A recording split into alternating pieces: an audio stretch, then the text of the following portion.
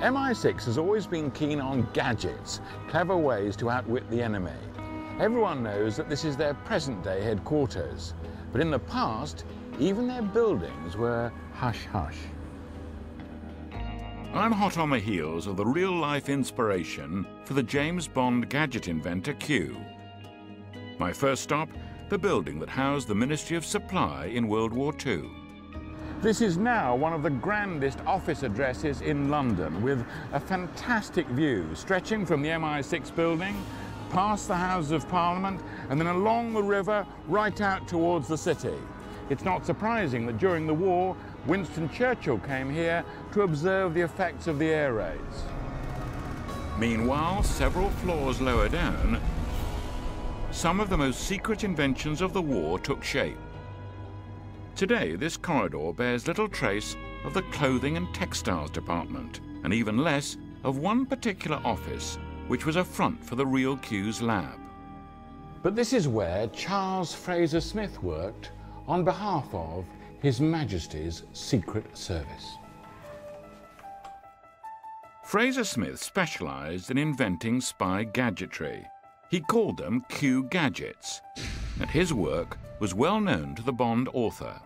Ian Fleming was actually one of my father's customers for gadgets because Ian Fleming was working in naval intelligence. Brian Fraser Smith, Charles's son, only learnt the truth about his father's role 35 years after the war ended. None of us knew anything about it until 1978. Even my mum hadn't really got a clue what he'd been up to at all. Brian was surprised, then impressed, and he spent much of his life uncovering examples of his father's work. At Bewley in Hampshire, there's Britain's largest collection of Q gadgets, many of which hide maps and compasses to be used by spies and escaping prisoners of war. Yeah. So you can escape through occupied territory? That's brilliant, isn't it? Even an ordinary-looking match could hide a secret. Well, it's not quite an ordinary match. Driven up the inside of it is a needle, which has been magnetised. Right. Now, if you drop that into water, it will tell you the north and south and the general directions. And you're away. And you're away. The real Q's gadgets all looked completely innocent, from a domino hiding a secret message to a shoelace which can be turned into a vicious garrote. And you pull it backwards and forwards, it will saw through the head. Did he ever give you anything which was resembling his war work?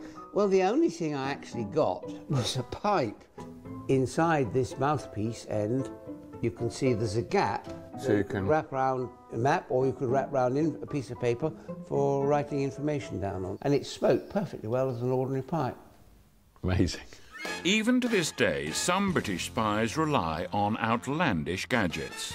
As recently as 2006, agents were caught red-handed in Russia using a device cunningly disguised as a rock. Who knows what else today's Q might dream up?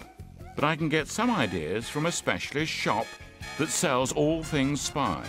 Hello. Hello. Well, you've got lots of good things here, but what have you got for me? I'm going to show you some very special glasses. They just look like ordinary glasses. Yeah, they do. Good. That's how Yes. they should look. But in the bridge of the nose just there is a miniature video camera. Right. So you can film covertly. Well, that sounds very good. I'm going to try them out. Well, good luck. Charles Fraser Smith died in 1992, but his legacy continues to this day.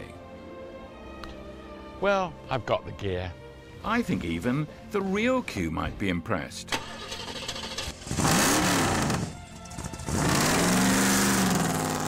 After all, you do only live once.